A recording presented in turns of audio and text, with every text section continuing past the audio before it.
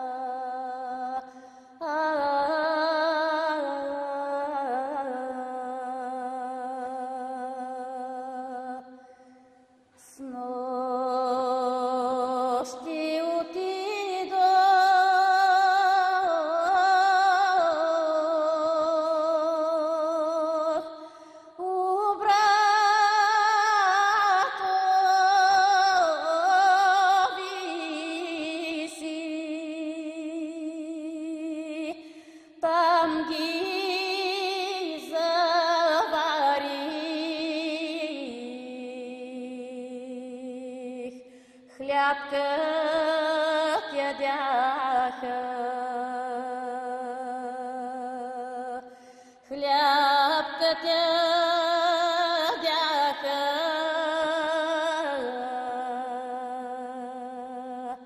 вино пиеха, хлябкът ядяха,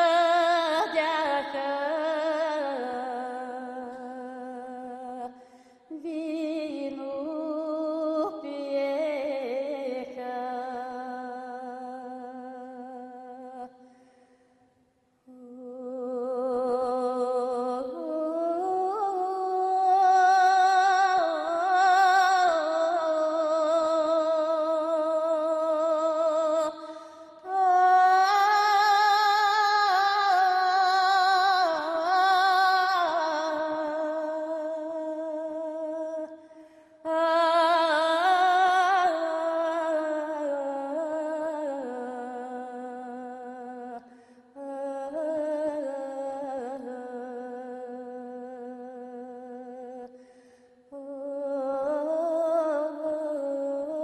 Идеята започна във Варна с разпадащите се сгради, сецесионовите сгради на Варна.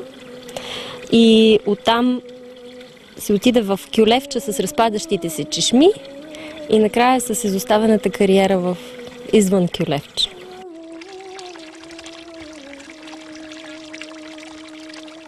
Години наред заснемахме сградите във Варна, последните 3 години.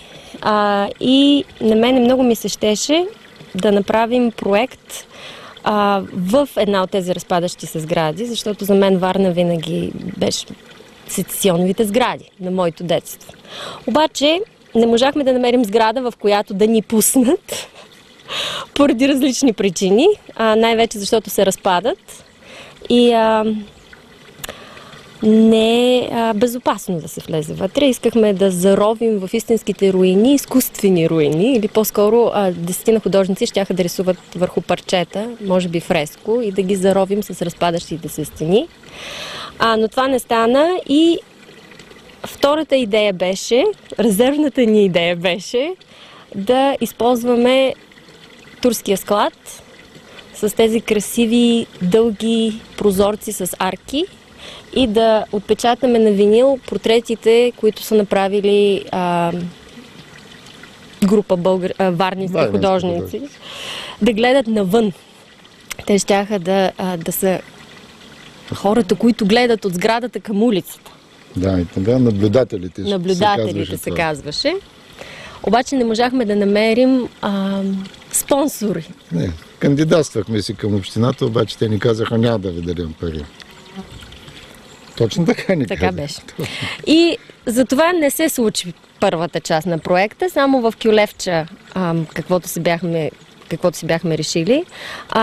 Васко ме доведе в Кюлевча миналата година и ми показа чешмите. И те действително са много красиви. И кариерата. Кариерата също, да. Кариерата е във връзка с проект, на който аз си работя от години наред, 15 години всъщност. Исках да построя лабиринт от рисунките ми на Коприни и това беше по-сполучливо в интериорни пространства, където няма вятър. И кариерата изглеждаше като много хубаво място, защото не взехме предвид вятъра, а гледахме камъка колко е красив и колко е хубав контраста между каменната рамка на кариерата и нежността на Коприната.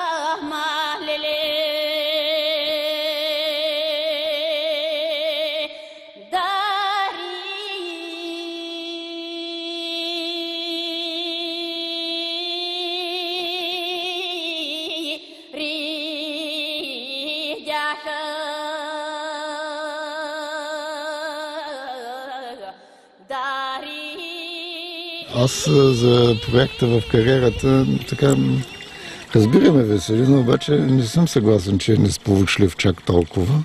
И не заради друго, ами защото просто всичко си дойде в един момент на мястото. Даже с вятъра, който ни създаде определено проблеми.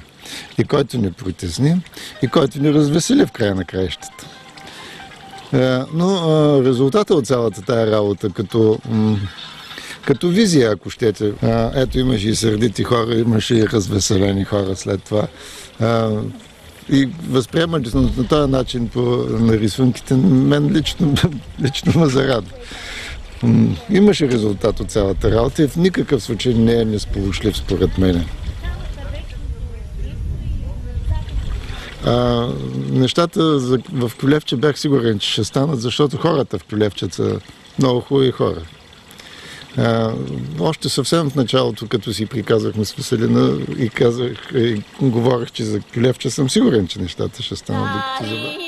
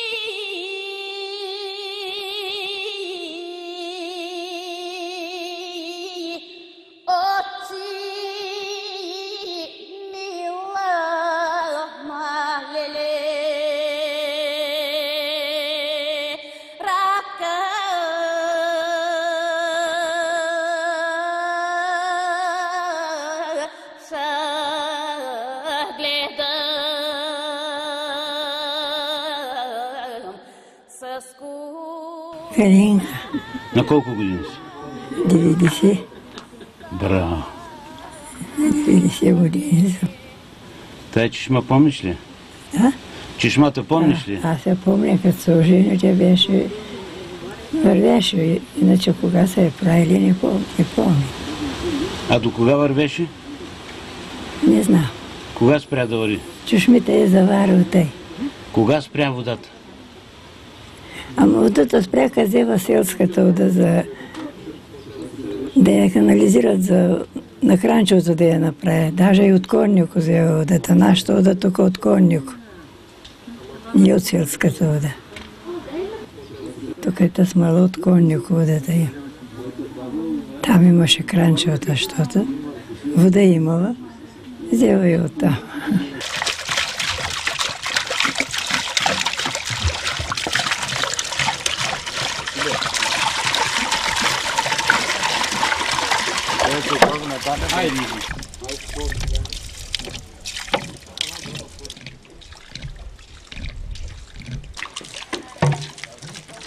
Този проект се породи съвсем случайно, но аз почвам да си мисля, че нещата идват съвсем закономерно, защото все пак в България останаха малко идеалисти, които искат да върнат нещата в нормалното русло на българския дух.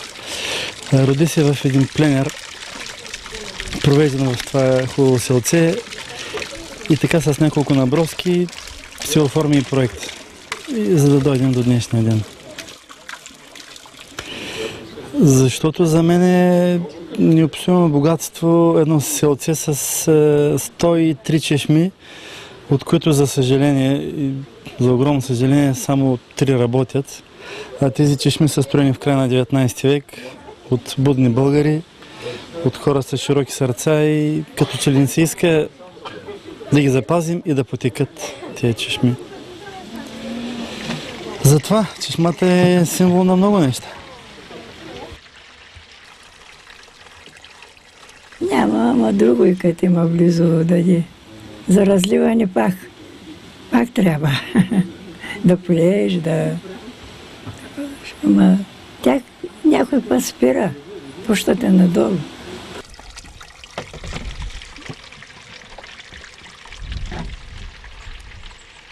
Аз се надявам този проект, казвам защото съм и скептичен, но повече съм оптимист, да отвори очите на някои хора, които имат възможност да го видят повече заможни и състоятелни хора, да седнем на една маса в това село, хубаво Кюлевче, и да поставим ребром въпроса: може ли да реализираме този проект в действие, по-скоро последствието, или не можем, а кога ще го направим? Хайде така да поставим въпроса: кога? Ние, че ще можем. От нас се иска да популяризираме идеята и желанието и стремежа на хората. Няма да я пусна сигурно, защото канализирано. Кранчевата направи. Според мен трябваше да я оставят да тече. Спомен.